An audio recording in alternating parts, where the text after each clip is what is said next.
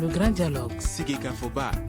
Le grand dialogue de l'émission de débat du studio Tamani sur votre radio. Chenni Beri Halud Mauni. Chenni Beri Sigeka Foba. Le grand dialogue.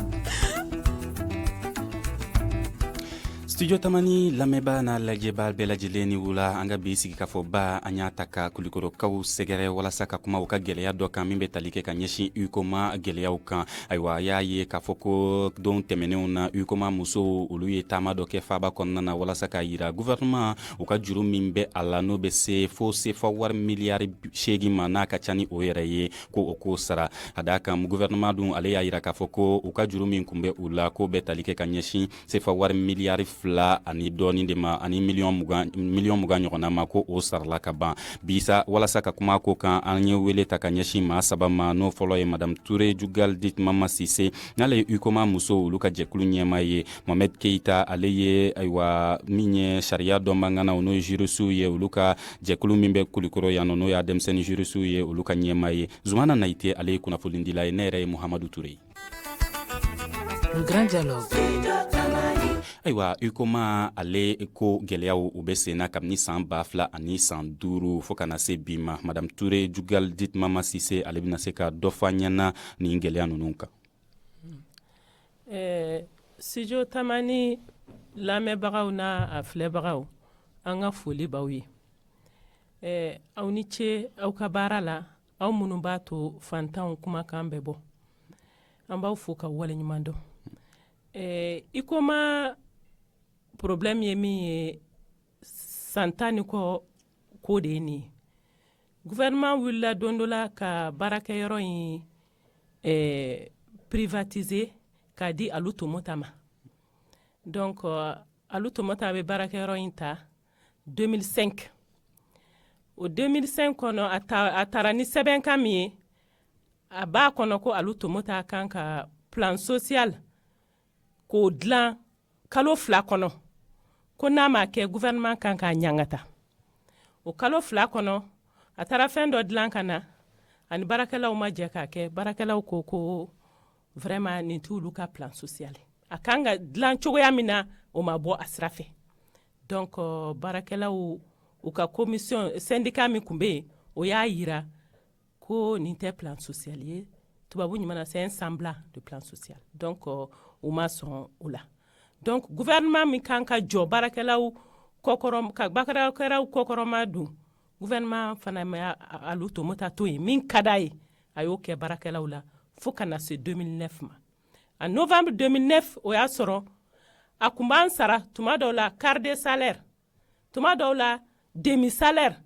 an bɛ taa jɔ aran de la a bɛ sara tila 4 tuma dɔw la a b'a tila 2 ye a b'o di baarakɛlaw ma a tor'o la fo sara yɛrɛ tɛ yen an bɛ wuli don min na k'an bɛ taa bourse du travail la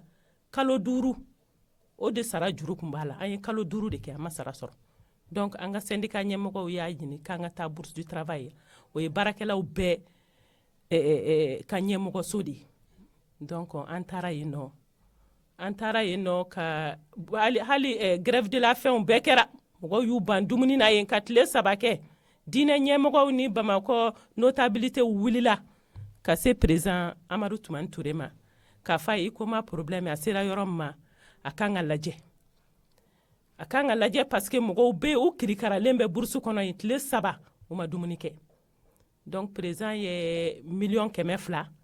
k'o bila ka na ko baarakɛlaw k'u yɛrɛ dɛmɛ n'o ye u ka taa so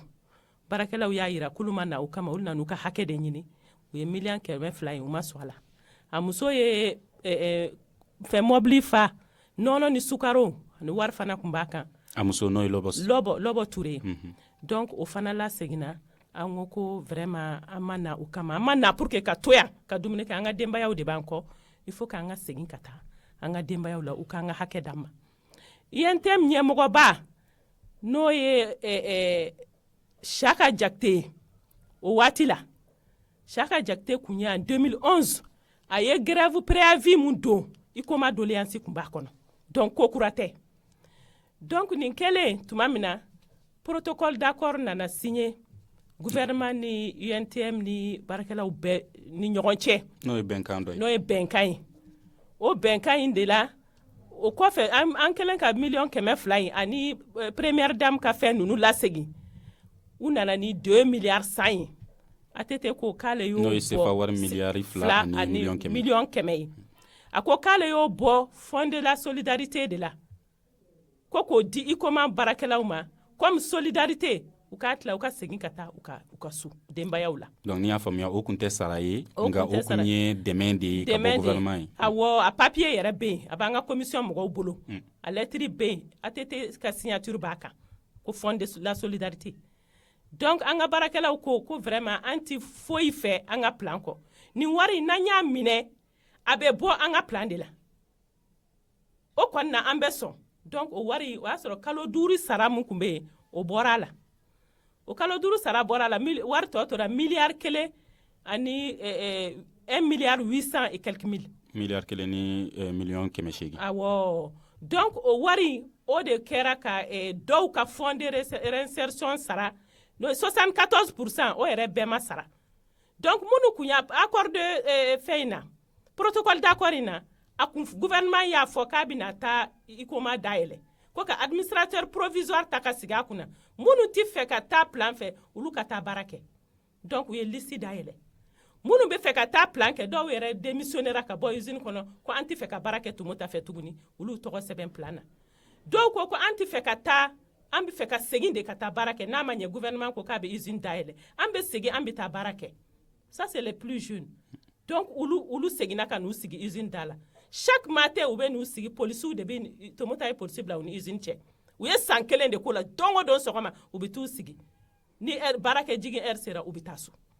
donc n'i y'a faamuya miliyari 2 ni miliyɔn 100 o tilala maa minnu ko k'olu bɛ fɛ u ka hakɛw ka sara u ye u ka baara jɔ. ani minnu kun licencielen don ka kɔrɔ a fɛ. nka minnu ko k'olu bɛ fɛ ka to baara la olu ma dɔ sɔrɔ wari la. olu ma dɔ sɔrɔ la parce que olu kun kan ka segin ka na baara kɛ o de kama ministre Akita la ka kuma o kuma dɔw kun y'a sɔrɔ u man k'a sɔrɔ dɔw ale yɛrɛ fɛ minnu démissionnera ka bɔ usine kɔnɔ k'a fɔ k'u b'u tɔgɔ don plan na olu man k'a sɔrɔ ne t'a dɔn ale b'o fɔ ni argument mun ye protocole d'accord min signé na Abdoulwahab Berté min y'a signé moi je pense que l'état est une continuité Abdoulwahab Berté de kun ye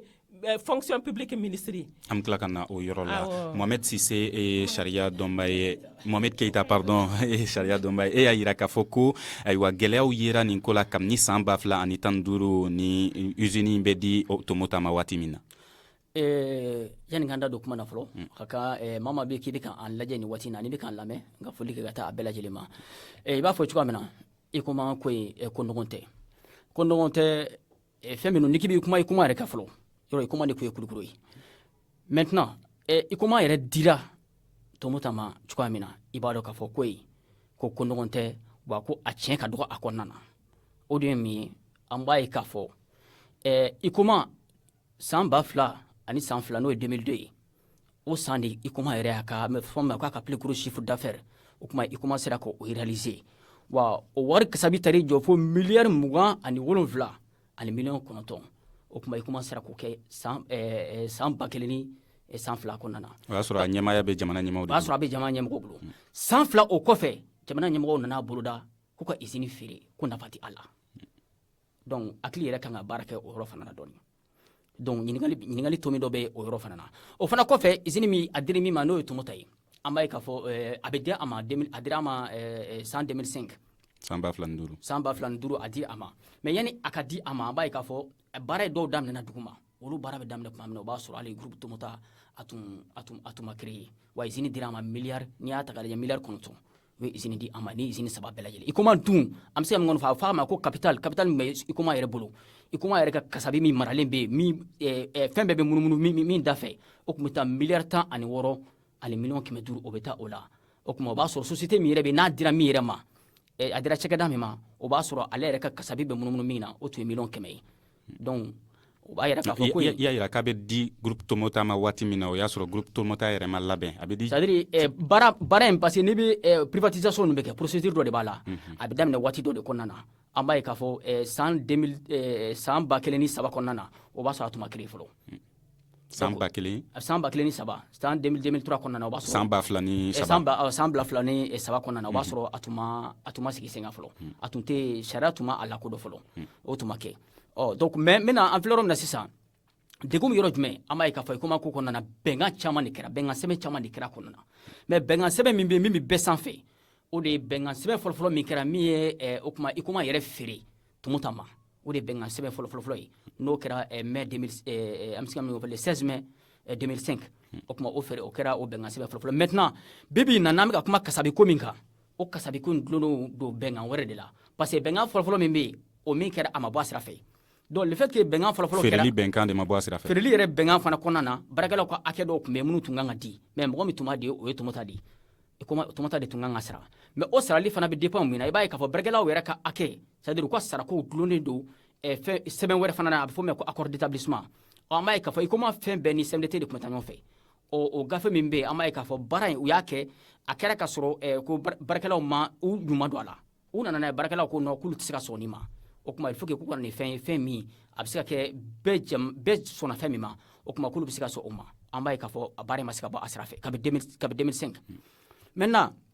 plan social an bɛ fɔ min ma plan social a ma se ka kɛ a tun kan ka kɛ waati min kɛra n'o rejetera maintenant komi mankan wuli a b'a fɔ madame bɔra k'a fɔ cogoya min na sisan a y'i da don a la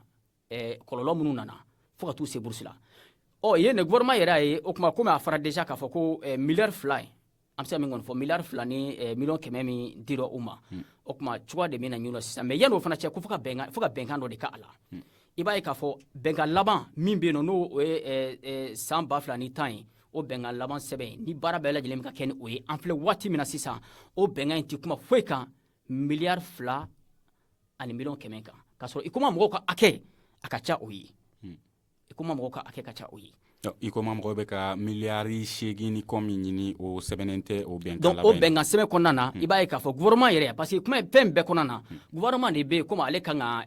comme kiiritigɛla ni min kɛra n'a ma ɲɛ gouvernement de kan ka kuma nka o bɛnkan sɛbɛn kɔnɔ gouvernement ye a fɔ o kuma ko ale bɛ se ka fɛn 2 de ta o fɛn fɔlɔfɔlɔ ye min o kuma baarakɛlaw ye kalo 5 minnu kɛ minnu tun bɛ bourse la n'u bɔra ye k'u ka denbayaw to ka t'u si bourse la o kuma k'olu ka kalo 5 sara min tun bɛ yen o kuma k'olu b'o sara o fana kɔfɛ pour que maa minnu bɛ n'u bolo bɔra baara la c'est-à-dire mɔgɔ dɔw tun bɛ minnu fana bolo bɔra baara la a bɛ t'i jɔ n'i y'a ta k'a lajɛ groupe 5 ɲɔgɔnna ka se 4 ɲɔgɔnna ma o kuma olu cogoya ka ɲini pour que au moins olu bɛ se k'u yɛrɛ ta cogoya min na a bɛ fɔ ma n'o ye u ka droit de réinsertion ye donc o hakɛ gouvernement ko ale bɛ se k'i jɔ n'o 2 de ye o de bɛ bɛnkan sɛbɛn kɔnɔna na k'a sɔrɔ n'i y'a ta k'a lajɛ baarakɛlaw bɛ ka hakɛ min ɲini bibi in na o ka ca ni o ye. ayiwa Zumana Nayite kunnafonidila ye bɛ Kulikoro yan nɔ ye nin ko in suit a mɛnna a bɛ i n'a fɔ a ko ɲagaminen don kosɛbɛ i ye faamuyali jumɛn de sɔrɔ a la. bon faamuyali min an ye min sɔrɔ a la o ye k'a fɔ ICOMA min filɛ nin ale de Kulikoro ni Kulikoro fɛn yɛrɛ bɛɛ lajɛlen a bɛɛ kun sinsinlen bɛ ICOMA in de kan an b'a fɔ min ma une ville ouvrière ça veut dire que baara mɔgɔ mɔgɔ bɛ Kulikoro yan nɔ a bɛɛ sirilen bɛ usine in de la minnu bɛ baara kɛ yen nɔ directement walima u ka au moins olu sirilen bɛ baarakɛlaw la donc 2005 privatisation nana kɛ an ye mun ye waati da an b'a dɔn k'a fɔ ko importance yɛrɛ ko nafa tun bɛ ICOMA in na sabula a kɛra sababuya ye sɔrɔ ta sira o sira bɛ Kulikoro du kɔnɔna la a bɛɛ lajɛlen a bɛɛ datugura taayɔrɔ fosi ma sɔrɔ mɔgɔw la bilen donc i b'a sɔrɔ a nana kɛ sababu ye du dɔw ci la sabula dutigiw ye u ka du bila setu ye dɔw taara u kunfɛ i b'a sɔrɔ dɔw bɛ yen nɔ denmisɛnninw ma se ka taa ekɔli la bilen sabula faw dɔ kun jɔlen don n'olu ye ni usine datugu o kɛra sababu ye olu ka kalan lajɔra i b'a sɔrɔ denmuso yɛrɛ dɔw ye sira bila hakili b'a faamu bon o nasugu minnu kɛra yan nɔ donc o de nana kɛ an bɛ yɔrɔ min na jusqu'à hali se an bɛ yɔrɔ min na bi i ka taa la k'a fɔ Kulikoro bɛ o dingɛ kelen de kɔnɔna la donc ninnu wulila k'u ka hakɛw ɲini a ka kan n'a fɔra ko k'a fɔ ko usine datugura donc fɛɛrɛ dɔw de kan ka tigɛ sariya dɔw de bɛ yen nɔ an ka olu taama yalasa mɔgɔ bɛ bila u ka hakɛw kɔnɔna la cogo min na ka an y'a ye k'a fɔ a daminɛ la dɔw taara kaso la sabula olu tun y'a ɲɛɲini olu wulila ka kɛlɛ kɛ ka se hakɛ dɔ la n'an ko syndicaliste olu mɔgɔ caman de bɛ yen nɔ olu donna kaso la a sababuya la bon o fana nana kɛ sababuya dɔ ye ka mɔgɔw yɛrɛ fara ka bɔ ɲɔgɔn na hali baarakɛlaw yɛrɛ ka dɔ fara ɲɔgɔn kan a nana tilanin don u ni ɲɔgɔn cɛ ka na kɛ ni gɛlɛya ye u bɛ se ka hakɛ a bɛ se ka sɔrɔ cogo min na n'i y'a jateminɛ ka na se bi ma k'a fɔ hali bi u ka hakɛ a ma sara a cogoya la donc nin fana gouvernement ka politique dɔ de ka mɔgɔw fara ka bɔ ɲɔgɔn na ka mɔgɔw catégoriser o gɛlɛya an b'o de kɔnɔna la hali bi an bɛ yɔrɔ min na bi bon nka i ka dɔn k'a fɔ problème kɔni a bɛ yɔrɔ min na an bɛ yɔrɔ min na bi n'i ye jate bɔ k'a lajɛ i b'a jateminɛ k'a fɔ tiɲɛ yɛrɛ la gouvernement a t'a ŋaniya de la atanga ni ala de ka mɔgɔ ka droit sara ou bien fɛn dɔ de bɛ yen nɔ min ma fɔ mɔgɔw ye mun de bɛ yen nɔ parce que mɔgɔw bɛ gouvernement na bi i y'a faamu i koma dossier dira olu tɛmɛna olu tɛgɛ kɔnɔna la n b'a dɔn ni n ka kuma faamu i koma dossier olu tun bɛ NTM na waati i koma dossier dɔ la tɛmɛna olu tɔgɔ mais olu tɔgɔ tɛ fɔ olu da tɛ olu da t'a la bi. i fɛ ka ministre 24 de tɔgɔ fɔ wa. bon a hakilila donc olu dɔw olu b'a kalama donc ça veut dire que gouvernement ma fɛn dɔ de fɔ mɔgɔw ye jusqu'à présent an bɛ yɔrɔ min na hakɛ min na o ma fɛn dɔ de fɔ mɔgɔw ye k'a fɔ mɔgɔw bɛ fɛn min faamu parce que yɔrɔ dɔ de dogolen don a la minɛ n'o de ma fɔ o tiɲɛ de ma fɔ mɔgɔw ye k'a fɔ karisa sen b'a la karisa sen b'a la ou bien karisa de kama a tɛ se ka ɲɛnabɔ donc o tiɲɛ de ma fɔ mɔgɔw ye an bɛ o dingɛ de kɔnɔna la bi. ayiwa an ka sigi k'a fɔ ba ale bɛ kulikorokaw fɛ yen nɔ bi an bɛ radio jamana kɔnɔna na walasa ka kuma UCOMA gɛlɛyaw de kan min ye warisaraliko ye ni ayiwa baarakɛla kɔrɔw olu bɛ k'u ka hakɛw ɲini gouvernement ale b'a la k'ale y'u sara an bɛ ɲɔgɔn sɔrɔ sɔɔni. Vous écoutez Studio Tamani, votre avis nous intéresse. Écrivez vos commentaires et suggestions sur la page Facebook et dialoguez avec nous. Studio Tamani, c'est aussi les réseaux sociaux. An ka maa welelenw Madame Touré Jugal Ditmama Sise n'ale ye UCOMA musow ka jɛkulu ɲɛmaa ye Mohamed Keita ale ye denmisɛnni ayiwa sariya dɔ manganaw n'o ye jurisiw ye olu ka jɛkulu ɲɛmaa ye Kulikoro yan nɔ Zumana Nayite ale ye kunnafoni dila ye Madame Touré ayiwa nin ko in a bɛ i n'a fɔ bɛnkan dɔ sɔrɔla a ko bɛɛ lajɛlen kan ka tɛmɛ min kan n'o ye min fɛ n'o ye protocole d'accord in ye ayiwa min ye Mohamed Keita ale bɔra k'a yira sisan na k'a fɔ ko gɛlɛya dɔw yera o kɔnɔna na ka d'a kan a yirala o la k'a fɔ ko sefa wari miliyari 2.1 o de kan ka sara aw ye nka aw bɛ ka min ɲini o bɛ taa se fo sefa wari miliyari 8 de ma i bɛ se ka a ko walawala an ye. n bɛ se ka min fɔ o yɔrɔ la hali protocole d'accord in yɛrɛ INTM ka intervention min b'a la plan social b'a la plan social parce que volet 3 de don droit légaux droit de réinsertion droit négocié o 3 de bɛ jɛ ka kɛ plan social ye o ye CMDT ka plan ta. Donc nin ko in bɛɛ bɛ ka tourner mauvaise volonté de la gouvernement fan fɛ. Gouvernement tɛ fɛ k'a ɲɛnabɔ de. A tɛ fɛ k'a ɲɛnabɔ sinon faamuyali ko tɛ papier ko minnu filɛ nin o don Katile ka conférence de presse la a y'a yira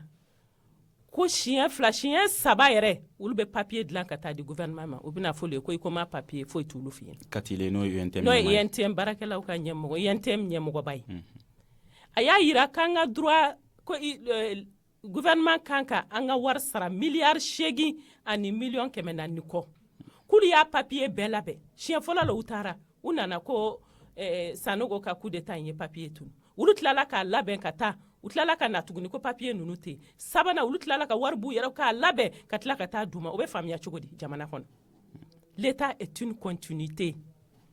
ni dɔ ye baara dɔ daminɛ dɔ de kan ka n'a laban. Mais ala ni mauvaise volonté de do wa carence de do wa an kɔni ma se ka foyi faamuya ni ko in na dossier carence n'o ye dɛsɛ mɔgɔ n'i tɛ fɛn min dɔn kɛ hali ni ye ministre n'i tɛ min dɔn kɛ a ɲini k'a dɔn i ka n'i banban galon kan ani k'a fɔ k'i tɛ ko ɲɛnabɔ o ma ye a bɛ na ni funteni de ye jamana kɔnɔ anw yɛrɛ ministre ninnu yɛrɛ a tɔgɔ filɛ Hamadou Konate nana don min na k'a fɔ ɲɛna ko problème foyi t'a la aw ka plan social bɛ d'aw ma yanni le 10 décembre cɛ aw ko commission min bɛ sigi Arakitala fɛ 10 décembre jumɛn y'o ye 10 décembre 2017 tɛmɛnen décembre kalo tile 10 san 2017 a ko commission min bɛ sigi problème aw ko INTM ka don a la a bɛ don a la aw ka commission membre ka don a la a bɛ don a la o si ma don a la rapport in bɔra bɛɛ y'a ye conseiller 2 de ka signature b'a la. Donc moi je pense que volonté politique de thé Arakitala elle s'entête k'a fɔ k'an ka droit ye 2 milliards 5. C'est pas parce que a ma ɲɛfɔ ye kɛ a ɲɛfɔra ye INTM fɛ a ɲɛfɔra ye a y'a faamu mais a bɛ fɛ k'a ko o de ye. Donc moi je pense que ni état k'a fɔ président ye vraiment a ka exécutif man ɲi hali o tɛ n da jeli. A ka exécutif man ɲi n'a t'a kalama a k'a dɔn k'a man ɲi. A ka exécutif n'o y'a baarakɛɲɔgɔn kulu ye. C'est ça. N tɛ jɛ k'a fɔ ko bɛɛ man ɲi dɛ mais fɛn fɛn taamana ka na anw sɔrɔ Kulukoro yan ka layidugu t'an ye a man ɲi un ministre n'est pas n'importe qui ministre kuturu kelen tɛ mɔgɔ gansan ye kuma tɛ ministre 5 ministre 3 aw kana ka n'o ye engagement ta u b'a ta jamana bɛɛ de tɔgɔ la ka tila ka o ko kɛ nkalon ye a bɛ mɔgɔ lamaloya a bɛ jamana kuma suli n'a t'a kalama don min na anw bɔra k'an bɛ taa marche kɛ anw taara ni ŋaniya mun ye n'an sera k'a ye an k'a fa ye parce que a delila ka na yan le 7 juillet 2017 an y'a kunbɛn ICOMA da la a don a kasira an nɔfɛ an kasira a yɛrɛ kasira a ko ICOMA ko in n bɛ da n'a ye n bɛ wuli n'a ye inshallah n b'a ɲɛnabɔ yani o fana cɛ an ye san 1 min kɛ bourse kɔnɔ a ka dɛmɛ sera ma a ka ca hali toilette plastique dɔ bɛ bourse kɔnɔ hali sisan a bɛ yen ale de y'a ci an ma a ko toilette kelen dɔrɔn de bɛ bourse kɔnɔ jama ka ca ale de y'o toilette ci an ma ka 200 000 ci an ma sen dɔ la ka 300 000 ci an ma an ka mɔgɔw taara fɛ a kasira o fana na a ko ma ko ala ka tiɲɛ dɛmɛ ni ale nana kɛ président ye an hakili ala ye tiɲɛ dɛmɛ donc a nana a y'an sɔrɔ ICOMA da la fana a y'o kelen de f'an ye inshallah n bɛ nin ɲɛnabɔ n'i ye mɔgɔw bila baara la o la ka b'a taara ministre bi ka na ka taa ministre conseiller bi na ka taa ni mɔgɔw wulila ka taa k'u bi taa fɔ ka taa pour que i k'a dɔn i ye minnu bila baara la baara kɛra cogoya min na ka ɲɛ f'i ye mais n bɛ fɛ k'a fɔ président lasɔrɔ man di président lasɔrɔ man di an ye correspondance 3 de kɛ pour que ka se k'a ye k'an b'a ɲɛfɔ a ye a ye minnu bila baara la u y'an ka baara kɛ cogoya min na a k'a dɔn an k'a dɔn a b'a kalama wa a t'a kalama a ma se ka sɔrɔ jamana ɲɛmɔgɔ ni jamanadenw mago b'i la u kan k'i lasɔrɔ mais a sɔrɔ man di donc an wulila o de la k'an bɛ taa marche u y'an kunbɛn ni gazi ni fɛnw fo b'a fɔ employer la force an kun ma employer la force kan ka employer yɔrɔ min na o bɛ yen aw b'o dɔn anw tɛ muso taafetigiw minnu nan'u ka droit réclamer dans un pays de droit mɔgɔ ma fɔ ko mater les employer la force donc président an bɛ fɛ a k'a dɔn an ka baara in kɛra cogoya min na an yɛrɛ y'a bila an kun na n ko peut-être a t'a kalama a ye minnu bila baara la baara ma exécuter ka ɲɛ an kun y'o de bila an kun na parce que an ka maire de la ka taa bɔ Arakitala ye maire ko Arakitala ko k'ale Arakitala ɲininka k'i taara ni dossier in ye président fɛ yen wa i ye rapport min bɔ ko Arakitala ko n ma taa n'a ye fɔlɔ mais ni n bɛ taa n'a ye n bɛ fɛ monsieur Jara e ka da ne kan an ka taa n'a ye monsieur Jara n'est pas mandaté par les travailleurs de ICOMA munna a ma passé ale man ka kuma UNTM fɛ baarakɛlaw tɔgɔ la UNTM de kan ka kuma baarakɛlaw tɔgɔ la UNTM mais Arakitala ɲinana ko anw de ka élu don an kulugorokaw de y'a ta k'a sigi anw de ka élu don n'o ye maire ye donc pourquoi a b'a fɔ maire k'ale couvert pour que ale ka taa président fɛ ka taa o baara ɲini donc maire yera nin baaraw la ale dɛmɛna gouvernement fɛ ayi donc maire ma taa maire ma sɔn ka taa a nɔfɛ a ka taa n'a ye maire b'a dɔn ko ale man ka tugu a kɔ ka taa n'a ye pourquoi a tɛ tɛmɛ UNTM fɛ o mun ye baarakɛlaw ye min mandaté donc tout ça c'est pour montrer la carence de Arakitala a tɛ baara in ɲɛdɔn a bɛ fɛ ka action gouvernementale bɛɛ de chambouler il faut que président k'o dɔn ayiwa Mohamed Keita i y'a yira sisan na k'a fɔ ko bɛnkan in kɔnɔna na ko jamana ɲɛmaaw y'a yira k'a fɔ k'u bɛ sefa wari miliyari 2.1 de sara baarakɛlaw ye nka baarakɛlaw olu y'a yira k'a fɔ ko miliyari 8 kɔ o de kan ka d'u ma est ce que an bɛ se k'a fɔ ko gouvernement ye jan de da baarakɛlaw ye k'u piéger bon an bɛ se ka min kɔni fɔ i ka kuma a jaabi yɛrɛ o ye fɛn jan de don c'est à dire ni ko i ma ko jan don n'i ye bɛnkan sɛbɛn ta k'a lajɛ i bɛna ye k'a fɔ fɛn bɛɛ lajɛlen INTM ye laɲini dɔ de kɛ a laɲini ka ca nka hakilina dɔ de bɛ fɛn dɔ de bɛ gouvernement y'a fɔ ka bɔ ko ale bɛ se k'o de sara c'est pour cela que an filɛ yɔrɔ min na sisan mais o fana kɔfɛ INTM ye gafe dɔ bila ka taa k'a bila ka taa ministère la n'a bɛ f'o ma k'u ka plan d'action min ye u ka miirina minnu b'a kɔnɔna na min ye k'a fɔ u bɛ fɛ ni hakɛ ka sara société 5 de bɛ min ta ba la mais an b'a ye k'a fɔ laɲini min kɛra ICOMA mɔgɔw tɔgɔ la ICOMA mɔgɔw ka hakɛ la ani min bɛ protocole kɔnɔ gouvernement ye engagé ko ka min sara fɛn nasɔn kelen tɛ gouvernement dun ni fɛn filɛ ni yɔrɔ min na sisan fɛn bɛɛ jɔlen don gouvernement de kan ka kuma n'a ye a wulila n'i y'a ye a bougera dɔrɔn gouvernement de don donc gouvernement de il faut que bɛnkan sɛbɛn min bɛ yen sisan INTM ye laɲini mun kɛ sigikafɔ ka kɛ pour que au moins INTM ye laɲini min kɛ a ka plan d'action na olu fɛn ninnu ka se ka don bɛnkan sɛbɛn kura kɔnɔna na sinon i ye min fɔ fɛn in an bɛ se k'a fɔ jan de don o ye jan de fɔ parce que ni jan don bɛnkan sɛbɛn in tɛ kuma foyi kan miliyari 2.1 kan a bɛ kungo dɔrɔn de kan an filɛ yɔrɔ min na sisan donc fɛn min don a bɛ se ka kɛ peut-être bɛɛ n'i ka hakilina don ko in kɔnɔna na mais an filɛ yɔrɔ min na sisan comment problème ye ne kɔni bolo il faut que gouvernement k'a lajɛ k'a ka position lajɛ parce que a fɔra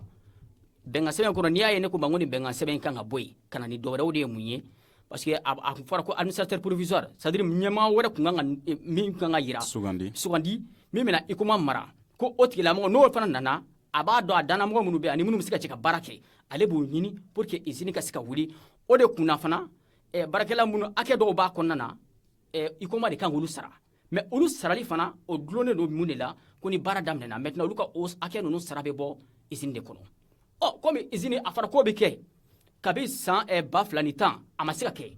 bi an bɛ san joli la an bɛ san 2018 na bi a ma se ka kɛ donc o b'a yira k'a fɔ bɛnkan sɛbɛn min bɛ yen a bɛnkan sɛbɛn il faut que yɛlɛma ka don a la y'a yira ko jamana ɲɛmaw ye fɛn dɔw dogo ka da kan dɔw fana nana bila baara in na olu fana ye wari dɔw dun ka taa n'u sen fila ye FMI sen yira baaraw la wa bon bɛnkan sɛbɛn min kɔni bɛ yen nɔ FMI sama ye nin na maa minnu ye a fɛn kɛ a kɛra min ye conseil national du patronat n'o ye jagokɛlaw ni an bɛ se ka min kɔni fɔ usine-tigiw olu ka maa minnu bɛ yen maa yamaruyalen minnu bɛ yen conseil national du patronat INTM yɛrɛ n'o fana bɛ baarakɛlaw représenter ani commission yɛrɛ min fana bɛ baarakɛlaw tɔgɔ la olu de jɛra ka fɛn kɛ fɛn yɛrɛ bɛnkan sɛbɛn min a bɛ ka kɛ ICOMA tɔgɔ la ICOMA min yɛrɛ ye a bɛ tumu ta de bolo groupe tumu ta de bolo olu de ta don mais an b'a ye k'a fɔ a signataires la olu y'a signé k'u tɔ de to c'est-à-dire u y'a yira k'a fɔ ala ko a négociation kɛnɛ kan u tun tɛ yen c'est-à-dire a ye mɔgɔ dɔ de bila ka taa mais a yɛrɛ ma sɔn ka taa kumakan min fɔra a kɔnɔna na an bɛ se ka min fɔ ministre de kumana tumu ta nɔ na a bɛnkan sɛbɛn kɔnɔna na donc yɛlɛmɛ de kan ka don bɛnkan sɛbɛn kɔnɔna na pour que hakɛ minnu bɛ yen n'u ma ta ba la cogoya ka se ka kɛ pour que ninnu ka se ka taa ba la puisque ICOMA tɛna se ka dayɛlɛ parce que ICOMA de kan ka dayɛlɛ pour que nin hakɛ tɔw fana ka se ka sɔrɔ ICOMA tɛna dayɛlɛ ni ICOMA tɛna dayɛlɛ sisan il faut que segin ka kɛ bɛnkan sɛbɛn min kan an kumana bɛnkan sɛbɛn kan segin ka na k'o kan pour que k'a lajɛ o kuma minnu ma don a kɔnɔ olu ka se ka don a kɔnɔ pour que mɔgɔw ka hakɛ min ka se k'o sɔrɔ Zumana Nayite e mun faamuya nin ko in na est ce que yɛrɛ fana hakili la ko gouvernement ye jan da baarakɛla ninnu ye effectivement piège de don jan de dara u ɲɛ mais mun de bɛ gouvernement bila ka jan da jamanadenw ye bon n ye min fɔ n ka kuma fɔlɔ la n ko i b'a sɔrɔ tiɲɛ dɔ de bɛ yen nɔ hali bi olu ma se ka olu ma fɔ i b'a sɔrɔ dɔw tɔgɔ de ni dɔw tɔgɔ bɔra a la a bɛ na ni tiɲɛri de olu ta fan fɛ ou bien maa dɔw bɛ na n'u dɔw tɔgɔ yera a la donc fɛn yɛrɛ kan ka taa sira min fɛ a t'a taa sira olu sago la donc o de kosɔn an b'a fɔ ma mécanisme o bɛ fɛɛrɛ dɔw de tigɛ yalasa a ko kɔni bɛ to senna cogo min na ten badabada la fo i b'a sɔrɔ olu bɛ pour que olu ka manda ka ban olu bɛ baara min na n'a kɛra ministre ye o a kɛra fanga sira o sira ye pour que fo olu kɔni ta ka bɔ a la donc a ko kolo in ka to yen nɔ sinon mun b'a jira k'a fɔ an bɛɛ b'a kalama k'a fɔ ko nin de y'u ka hakɛ ye u ka droit de don u n'a ka kan bɛɛ b'a kalama mun y'a signé o min m'a signé o baarakɛla somɔgɔw o jamanaden bɛɛ b'a kalama ICOMA ko kalama bi k'a fɔ ko tiɲɛ yɛrɛ la an bɛ yɔrɔ min na a ka gɛlɛn usine kɔni ka wuli ni min ye baarakɛlaw ka hakɛ kɔni ye bɛɛ tigɛlen don a kan bi k'a fɔ k'an ka di baarakɛlaw ma nka o tɛ kan ka kɛ donc ça veut dire que fɛn dɔ de bɛ yen nɔ tiɲɛ dɔ de ma fɔ mɔgɔw ye minɛ donc il faudrait que comme Mohamed y'a fɔ cogo min na papier min bɛ yen nɔ n'o blocage n'o kɛlen don k'a ko bloqué i n'a fɔ sisan ko protocole a kan ka falen effectivement sabula daminɛ na a kun sɛbɛnna cogoya min na fɛn dɔw ma sɔrɔ a kɔnɔna la an bɛ yɔrɔ min na il faut que o yɛlɛma de ka kɛ mais est ce que hali ni o yɛlɛma kɛra hali ni k'a sɔrɔ protocole ni sigi kɛra a kan est ce que a bɛ se ka ɲɛnabɔ hali bi fɛnkɛ bɛ problème b'o yɔrɔ de la madame Touré Jugal est ce que aw bɛ fɛ yɛlɛma ka don bɛnkan in kan an bɛ min fɔ je maintiens ce que je dis nin ko in bɛɛ dossier in bɛɛ ficelelen ɲuman bɛ INTM bolo ni gouvernement bɛ fɛ ka nin ko in ɲɛnabɔ u ka table ronde sigi u ka INTM wele u ka an ka commission mɔgɔw wele a bɛɛ bɛ ɲɛnabɔ table in de kan u k'u wele u ka dossier ninnu labɔ ni mɔgɔw ma kuma ɲɔgɔn ye aw tɛ ɲɔgɔn retrouver u k'u wele u ka INTM wele u ka an ka commission mɔgɔw wele gouvernement fonction publique a bɛɛ ka na tous les partis concernés u k'u sigi u ka papier bɔ k'u da kɛnɛ kan n'o kɛra kɛ a bɛ ɲɛnabɔ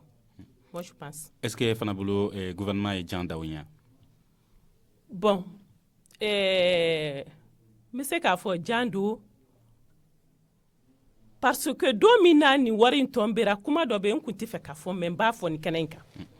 don min na 2 milliards sanko kuma in fɔra ni wari nana homme politique dɔ bɛ yen n t'a dɔn n k'a tɔgɔ fɔ wa n kana fɔ Umar Marko nana bourse kɔnɔ o y'a sɔrɔ an bɛ assemblée la a ko ICOMA mɔgɔw ni ye gâteau empoisonné de dito ye aw ma. Il a dit comme ça. Gâteau empoisonné no ye 2 milliards sain. A ko président bi se k'a fɔ cogo di k'a ye nin d'aw ma solidarité la. Ko wari in kasabi ka bon dɛ. Ko donc ko président bi na se k'a fɔ cogo di k'a ye nin d'aw ma solidarité la. An ko an yɛrɛ an ka commission mɔgɔw ko an yɛrɛ t'a fɛ solidarité la yɛrɛ. A ka bɔ an ka droit la dɔrɔn. Donc a ko ne kɔni bɛ min fɔ aw ye kɔni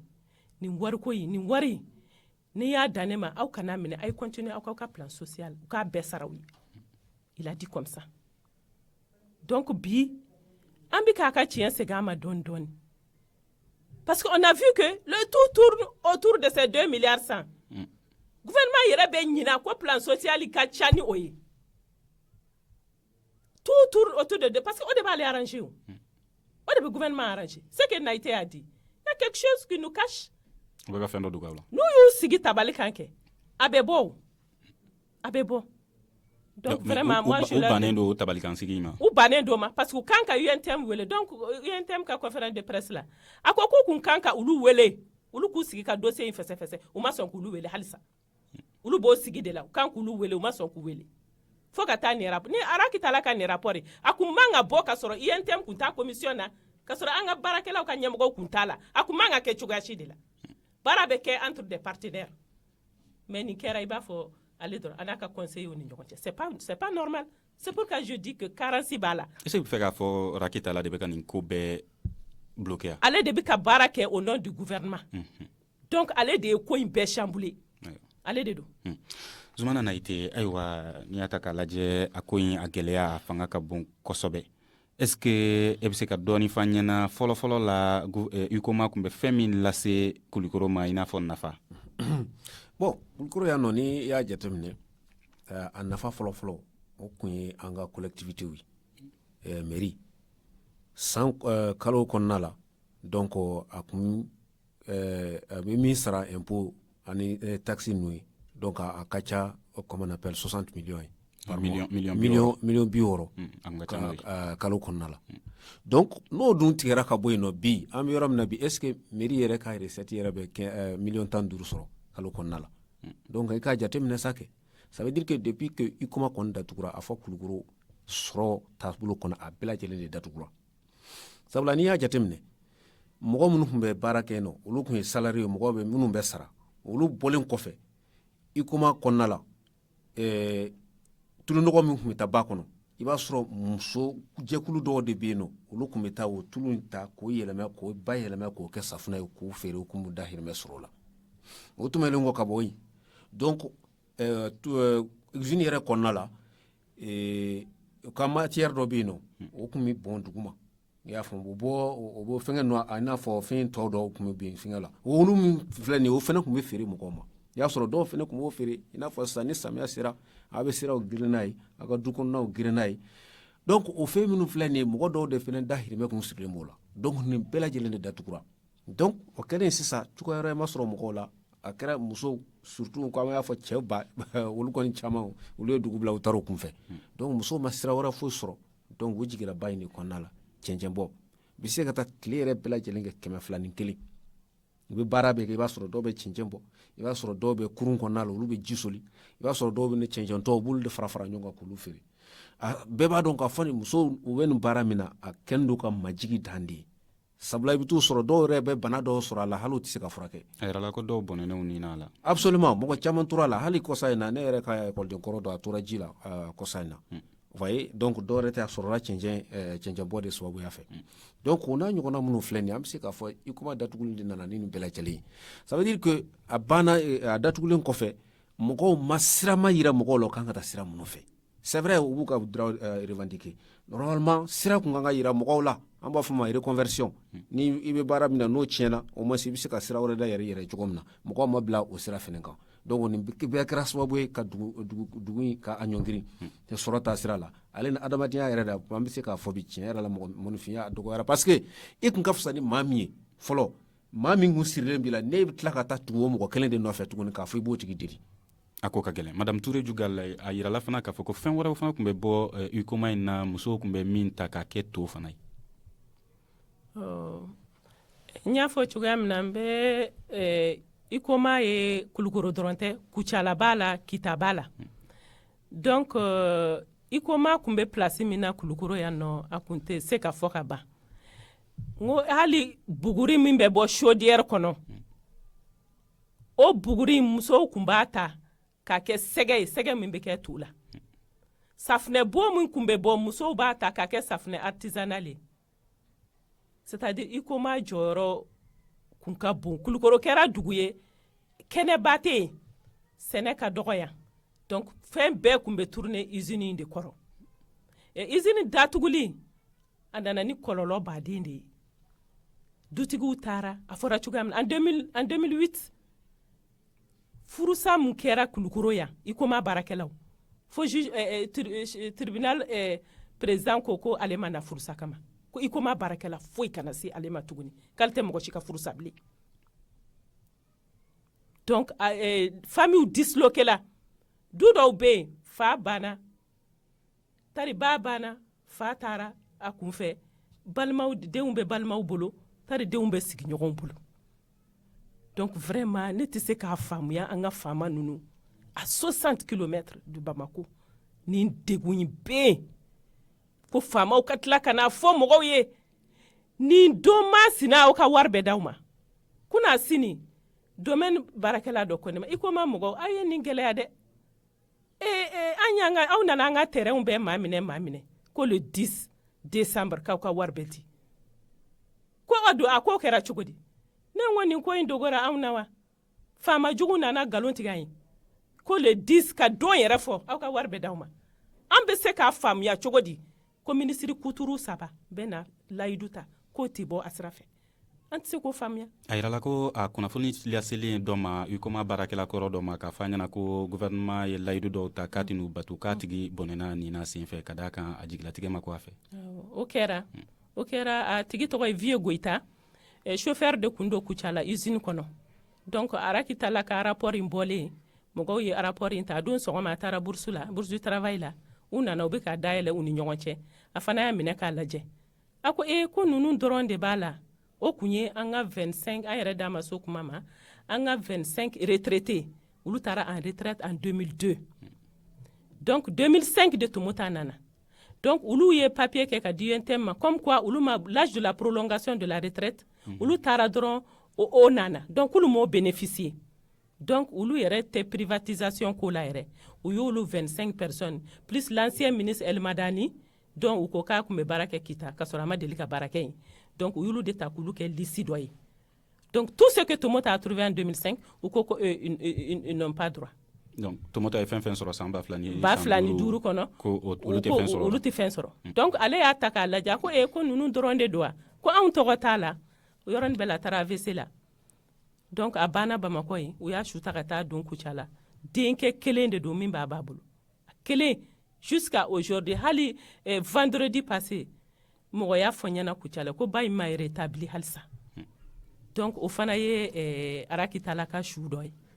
parce que ale ka rapport Mohamed Keita ni jamana ba in kɔnɔna na n'o ye Mali ye a bɛ se ka faamuya cogo di ko sɛbɛnw bɛ ta ka di gouvernement ma k'o bɛ tila ka tunu ka d'a kan yirala k'a fɔ ko UNTM taara ni sɛbɛn caman ye k'o bɛ tila ka tunu jamana ɲɛmaaw bolo bon o min kɔni filɛ nin ye an yɛrɛ bɛɛ b'a dɔn o tɛ sɛbɛko ye sɛbɛko tɛ parce que n'i y'a ta k'a lajɛ ministère manamana yɔrɔ tɛ yɔrɔ min don an bɛ se ka min kɔni fɔ jamana yɛrɛ ɲɛjɔda i bɛ taa sɔrɔ a talen don baara dɔ de kama t'a sɔrɔ hakilina dɔ de bɛ minɛ olu ka baara de bɛnn'o ma jamana kurukara bɛɛ kɔnɔna na n'a fɔra ko maa min kɔni bɛ ta ka bila yen ko gafe ka bila ka taa do ko ka tunu siɲɛ 1 siɲɛ 2 siɲɛ 3 o tuma hakili yɛrɛ kan ka jagabɔ o la parce que fɛn min don a tɛ don kunkolo fɛ cogo si a tɛ don hakili fɛ est-ce que a bɛ se ka faamuya ni k'a fɔ ko fɛn dɔw bɛ fɛ ka dogo mɔgɔw la bon i koma dossier i b'a dɔn k'a fɔ fɛn de don fɛn min don n'i y'a ye fɛn in solution ma sɔrɔ a la hali bi ka b'a daminɛ na fo sisan fɛn min don fɛn dogolen de don i y'a ɲini cogo to a dogolen don parce que mɔgɔ min i sɔnna a ma i b'a dɔn a dogolen don i ma sɔn a ma i b'a dɔn k'a fɔ ko a dogolen don parce que i b'a fɔ n y'a fɔ ɲɛna cogoya min na gafe min yɛrɛ filɛ an bolo nin waati in na ne kɔni bolo il faut que u ka se ka gafe lajɛ parce que jusqu'à présent ne bolo i fɛn dɔ fɔ sisan na k'a fɔ ko solution ma sɔrɔ a la solution n'o ye jaabi ye jaabi ma sɔrɔ a la o kɔrɔ de ye jaabi t'a la wa jaabi de tɛ ka ɲini a la ne bolo tɛ ka hali bi a jaabi kan ka ɲini yɔrɔ min na a tɛ ka ɲini jɛn tɛ k'a ɲini a tɛ ka ɲini n bɛ se k'a fɔ gouvernement o kuma a n'a ka partenaire minnu bɛ ko in kɔnɔna na parce que ne bɛ kuma sariya ye min fɔ bɛnkan protocole min filɛ n'o ye bɛnkan sɛbɛn ye an b'a ye k'a fɔ maa saba de ye a ka hakilina b'a la bolonɔ b'a la min ye INTM ye conseil national du patronat ani gouvernement yɛrɛ ni gouvernement yɛrɛ fana ye baara kɛ a tɛ ka bɔ sira fɛ ne kɔni bolo hali INTM an k'an sigi hakili cɛ ka bɔ parce que ne bolo bi na INTM b'a dɔn cogo min kan ka sɔrɔ pour que ka segin ni gouvernement kana n'a ye pour que cogo ka se ka sɔrɔ na INTM nɔ bɛ nin ko la ne tɛ se ka ngun nɔ kɔni b'a la mais ne kɔni bolo INTM kan ka hali bi ka hakili cɛ ka bɔ kɛ ko in kan INTM bɛ k'aw jɔyɔrɔ fa Madame Touré tant que an m'an ka droit sɔrɔ an t'a fɔ k'a y'an jɔyɔrɔ fa tant que an m'an ka droit sɔrɔ an t'a fɔ ko INTM y'an jɔyɔrɔ fa mais an jigi b'u kan u k'an jɔyɔrɔ fa ayiwa aw jaabi jumɛn de aw bɛ ka jaabi jumɛn de kɔnɔ walasa ka se ka aw ka hakɛw bɛɛ lajɛlen sɔrɔ nin ko la an ka jaabi tɛ fila ye o kelen dɔrɔn de don gouvernement ka UNTM wele u k'u sigi an ka plan social bɛ se ka sɔrɔ cogoya min na u k'a ɲɛfɔ an ɲɛna a ye taama dɔ kɛ o ma se ka a kow ɲɛnabɔ fɔlɔ est ce que wale wɛrɛw talen do ka aw kɛlen do ka wale wɛrɛw labɛn walasa ka se k'aw ka hakɛw sɔrɔ sigili yɛrɛ kɔni t'a ko la yɛrɛ bilen yɛrɛ sigili t'a ko la an tɛ se k'an da don o walew bɛɛ la k'an b'o fɛsɛfɛsɛ yan nɔ mais min se b'an ye an b'o kɛ ala k'an dɛmɛ kabini a ko daminɛna est ce que gouvernement ye dɛmɛ ta ka lase aw ma n'a bɔra sefa wari miliyari 2 ni miliyɔn 100 minnu sara la u ka dɛmɛ ma s'an ma waati la minisiri 5 nalen minisiri 5 nana don min na ni minisiri 5 in bɛɛ ye layidu de ta ANPE o b'a la Arakitala b'a la Ben4 b'a la Ben4 n'o ye UNTM ɲɛmakɔrɔ ye awɔ Ali Agi Ibrahim b'a la promotion féminine Umu Touré b'a la si je pense ale kelen dɔrɔn de ma layidu ta ye mais u nalen Ben4 ko olu bɛ na ni projet ye ka na musow dɛmɛ comment il s'appelle ANPE porte-parole du gouvernement ale ko 200 millions ko bɛna bila musow ka bolo kan est-ce a fɔlu yɛrɛ maloya bɛ na yɛrɛ donc vraiment tout ça là a si ma bɔ a sira fɛ an yɛrɛ tɛ nin si kɔ olu de nana ni nunu ye an b'an ka plan social de kɔ an b'an ka plan social de kɔ n bɛ fɛ ka fɛn kelen fara a kan nin doni min na nunu nana ANPE ministre Konate an bɛ ka kuma plan ko la a ko sisan on va conclure an ka conclusion dɔ tirer lundi délégation ka taa an sɔrɔ Bamakɔ an b'u kɔnɔ yen nɔ on va travailler sur le reste du dossier pour que aw ka wari ka se ka sara o lundi délégation wulila ka taa hali ministre kelen u m'a ye u ko u ma o lundi na sisan a' ye taa Ali Agi Ibrahim ko a' ye taa jeudi an yɛrɛ bɛ mobili 2 bila ka taa aw nɔfɛ u ka nana u ye an ka se ka dossier in conclure an ka taa président fɛ ɲɔgɔn fɛ a k'a signer aw ka wari ka sara o jeudi u ye mobili bila ka na tuguni sachant bien que ni mɔgɔw taara u t'u sɔrɔ yen dɛ a ye Mali ministre lamɛn dɛ u ye mobili 2 bila ka na délégation donna kɔnɔ ka taa Bamakɔ u m'u si ye ayiwa Zumana Nayite ayiwa zone industrielle dɔ bɛ ka labɛn Kulikoro kɔnɔna na yan nɔ yali o bɛna se ka dɔ bɔ nin gɛlɛyaw la wa bon en tout cas o tɛ kelen kɔni ninnu ka plan social o b'a danna zone industrielle kɔni o fana b'a danna kɔni bɛ se ka na ni sababuya kɔni ye k'a fɔ ni ala y'a kɛ ni usine jɔra yan nɔ donc Kulukorodenw bɛ se ka baara sɔrɔ mais o t'a bali k'a fɔ ninnu ka droit k'a tɛ sara dɛ a bɛ bɔ sira o sira fɛ a bɛ sɔrɔ sira o sira fɛ donc o ka droit kan ka d'u ma Mohamed Keita y'a jira k'a fɔ ko a jaabi bɛ sɔrɔ min na o de ye ka se ka bɛnkan in ko labɛn ko kura ye e hakilila ye jumɛn ye o la ni sisan k'a fɔ bɛnkan kɔrɔ min bɛ yen nɔ sisan n'o ma taabolo dɔw ta ka don a la non donc n'o de ka kan normalement o taabolo minnu bɛ yen n'o bɛ se k'a dafa ko yala baara bɛ se ka nɔgɔya cogo min na u bɛ fara kan de jagoya donc cogo o cogo gouvernement kan ka UNTM wele ale ni baarakɛlaw k'u fara ɲɔgɔn kan u bɛɛ ka hakilaw di donc si ka fɔ de bɛ fusiri ni voilà ko sira ɲuman min bɛ in sɔrɔ ayiwa waati y'an tan tɛgɛ ma an kun bɛ ka kuma fɛn min kan o de ye UCOMA gɛlɛyaw ye an sera Kulikoro yan nɔ walasa ka se ka sigi ka fɔ ba kɛ o kan an ka maa welelenw madame Touré Jugal n'o bɛ wele ko Mama Sise ale ye UCOMA musow ka jɛkulu ɲɛmaa ye Mohamed Keita ale ye denmisɛnnin ayiwa sariya dɔnbaganaw n'o ye jurisiw ye olu ka jɛkulu Kulikoro yan nɔ o maa dɔ ye Zumana Nayite ale ye kunnafonidila ye ka se ka ni kunnafoniw ka aw ka se k'a lamɛn o baaraw labɛnna nuhum jire fɛ ja ko ɲɛnabɔba o ye Peting Jara ye ne yɛrɛ ye Muhamadu Ture ye an ka nin sigikafɔba ye labɛnna ni radio jamana maa bɛɛ lajɛlen ka dɛmɛ ye. Le grand dialogue. Sigikafɔba Edewani wa makaran. Le grand dialogue de l'émission de débat du studio Tamani sur votre radio. Chaîne Beri Halud Maudi. Chaîne Beri Sigi.